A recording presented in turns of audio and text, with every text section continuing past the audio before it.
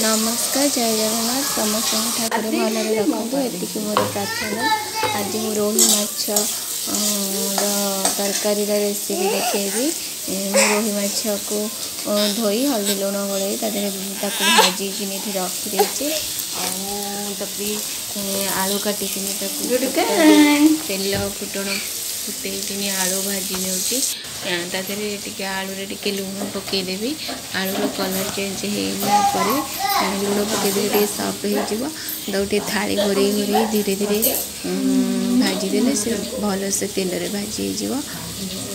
तापर मुझे समय मसला रेडी कर सुटी तरह आसी कहे मामा काखा काखा कांची खाइले मसला रेडी करवा मसला सोरिष अल्प सोरिष आउ जीरा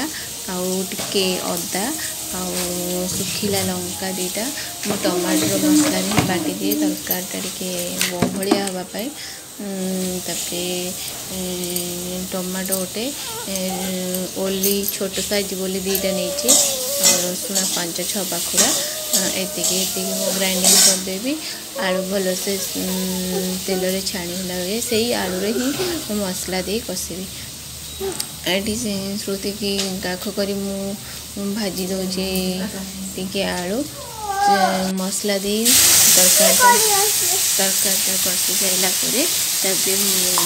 मो झी को गाधेवाई नेबी मुझे मसला आलू हो मसला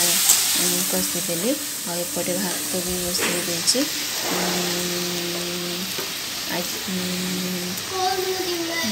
प्लीज मो वीडियो टी देखते माछ तरकारी रेसिपी भल लगे आप लाइक शेयर सब्सक्राइब करने को मत भी भूलते नहीं प्लीज मो चैनल को टिके सब्सक्राइब करूँ शेयर सांग शेयर करूँ वीडियो मोर हो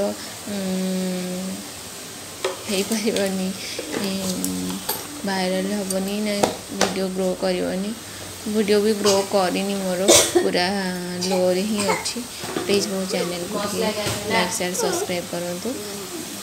जिते मसला टी कषि सारी मसला कषि देकर पानी दे घोड़े देकिनी थाली जीवी मो झी को गाधा पधा कर खुआ सारा भितर low flame sorry medium flame रखी गैस को